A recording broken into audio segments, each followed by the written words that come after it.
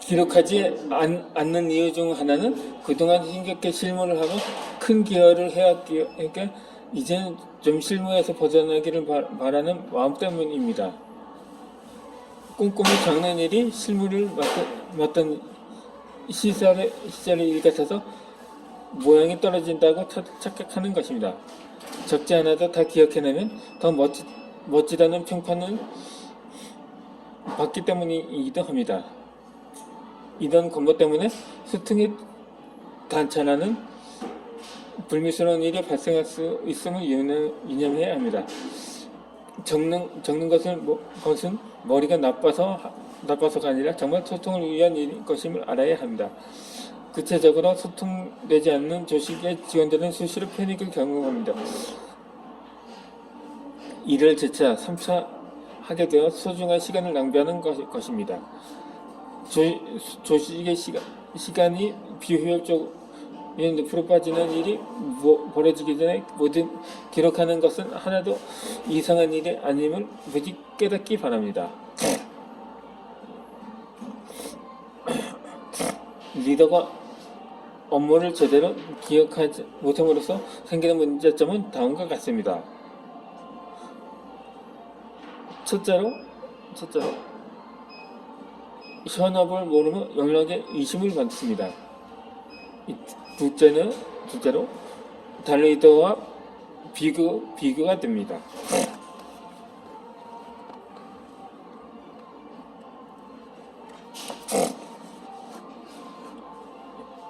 요즘 기업들은 임원도 말단 직원의 일까지 일일이 파악하고 있어야 한다고 강조합니다.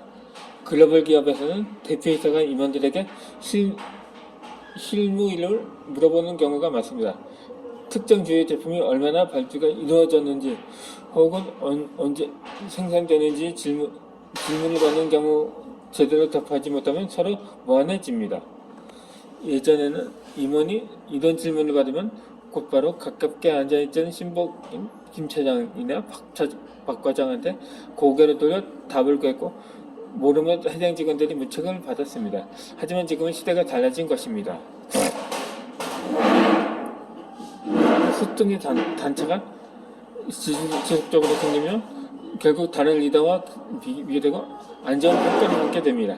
특히 기억력의 조건은 정리의 달인인 리더와 공개적으로 비교되어 망신당할 수 있음을 명심해야 합니다. 리더의 자리를 편하게 누리던 시절은 이미 과거가 되었습니다. 과거에 연연하지 말고 바로 지금 준비해야 합니다. 그 기억력을 보완하기 위해 다음과 같은 방법이 도움이 될 것입니다. 첫 번째는 미팅 참석 시 꼼꼼하게 정리된 바이더를 가지고 들어갑니다. 특히 복잡한 숫자가 많은 엑셀 자료는 더 잘 챙겨야 합니다. 바이더는 별도로 새기는 것이 좋습니다. 두 번째는 미팅 관련 주요 내용은 사전에 업무의 다이어리로 기억해 둡니다. 미팅 전 담당 직원들과 QAR 중심으로 리허설을 진행합니다. 리허설을 하면 더 확실하게 기억할 수가 있기 때문입니다. 기억의 단차를 지원탄으로 돌리는 태도는 직원의 신뢰를 잃는 첫걸음이 됩니다. 아무리 기억력이 자신이 있다 해도 나이가 들수록 기억은 자연스럽게 빠른 속도로 감퇴한다는 사실을 지시해야 합니다. 기억력은 20, 30대에 가장 상승하고 40대부터 내려앉기를 걷는다는 사실을 인정하고 반드시 기억 보완 장치를 마련하기 바랍니다. 조선의 임금 중에 기록을 중시했던 왕이 바로 세조였습니다. 이 세조가 승정원 승지들에게 했던 말이 있습니다. 그것은 교기 부려줄서라고 교묘한 기억도 부족한 기록보다 못하다고 했으니 기억력이 아무리 좋아도 기록하는 것이 낫다는 사실을 명심하자는 것입니다. 나의 머리를 저작어로 신뢰하지 말고 나의 부족함을 인정하고 나의 손으로 직접 기억을 기록해 보도록 합시다.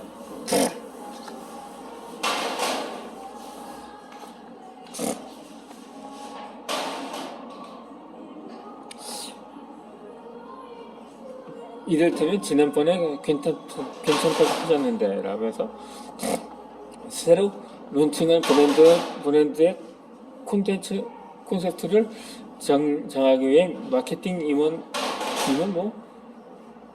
김기익 상무는 브랜드 커뮤니케이션 담당자 박규혜 과장에게 제안서를 만들어 보고하고 지시를 했습니다.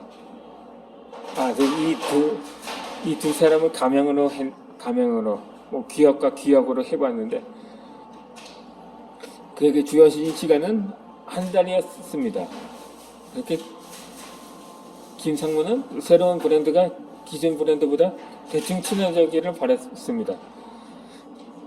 마니아층을 비롯한 보다 폭넓게 대충 소비자에게 사랑받기를 원했던 것입니다. 이에 박 과장은 김상무의 와중에 따라 대중의 유행을 선도하는 밀레니엄 세대를 살피기도 B급 감성, 레트로 감성이 느껴지는 카피와 로고 디자인, 마케팅 전략을 구성했습니다. 반면에 프레스에 진사춘지 일주일 후 박 과장은 콘셉트에 대한 피드백과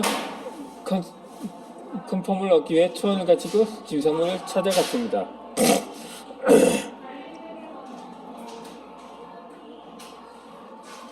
이에 박규혜 과장은 상무님이 지시하셨던 브랜드 콘셉트에 대해 이런 식으로 발전시키고 싶습니다. 이렇게 진행해도 괜찮은지 컨펌을 받고 싶습니다. 그러자 김기혁 상무 왈 천천히 훑어보면 지금까지 괜찮을 것 같다. 시장에 자리 잡기 위해 유행에 예민한 밀레니엄 세대를 공략한 것도 좋고 계속 이렇게 진행해줘. 그러자 박기획 과장은 감사합니다. 상무님께서 감사하다고 하면서 이후에 박 과장은 김상무의 컨펌에 힘입어 계속해서 아이디어를 발전시켰고 제안서에 살을 붙였습니다.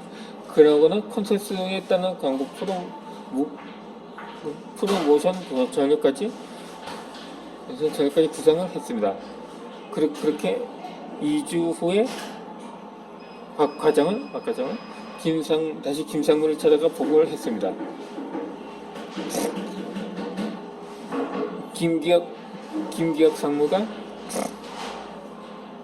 제안서를 살펴본 후 박 과장에게 물었는데 브랜드 콘셉트를 대충 친화적으로 발전시키자고 했는데 이 부분을 바꿔야 할 것 같다.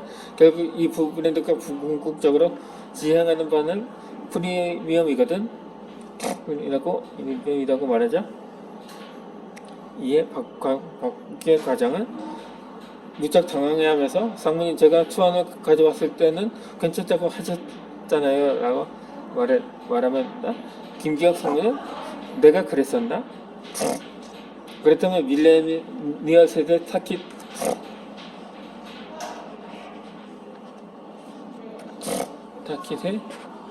너무 몰입한 것 같네. 방금 말한 것처럼 바꾸면 되니 조금만 더 구성해주게라고 말하자 김상무의 타깃은 피드백은 그리 간단한 것은 아니었습니다. 브랜드 콘텐츠를 바꾸면 그에 따른 구성했던 마케팅 전략 모델을 수정해야 하기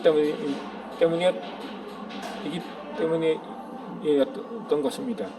결국 박 과장은 남은 일주일 동안 밤새 야근을 하며 제안서 전면 수정에 들어갔고 제안서 제출 후 연차를 사용하여 심신을 달래야만 했습니다.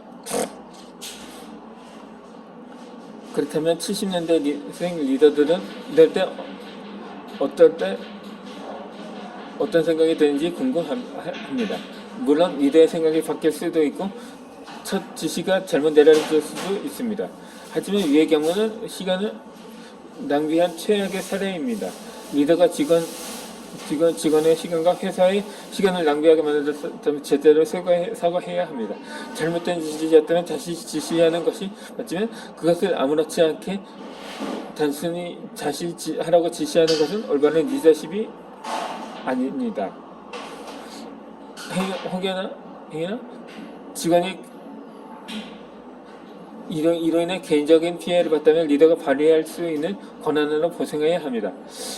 감사와 미안한 마음을 담아 소소하게라도 기프티콘을 선물하거나 대체 휴가로 보상하는 등 방법을 강구해야 합니다. 사람은 누구나 실수한다는 걸 신입 직원들도 잘 압니다. 자신의 실수를 바로 인정하고 수습하려고 노력하는 리더가 훨씬 인간적으로 다가옵니다. 리더가 자신의 실수를 빠르게 인정하면 직원 역시 배울 것입니다. 직원을 리더가 보여주는 대로 따라가는 경향이 있음을 반드시 기억해야 합니다.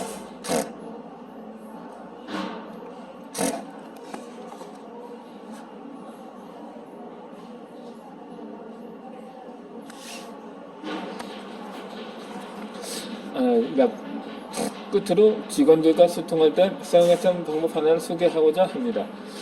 직원과 미팅을 할 때, 특히 1대1 미팅을 할 때마다 늘 이면지를 활용했습니다. 이면지에 서로가 말했던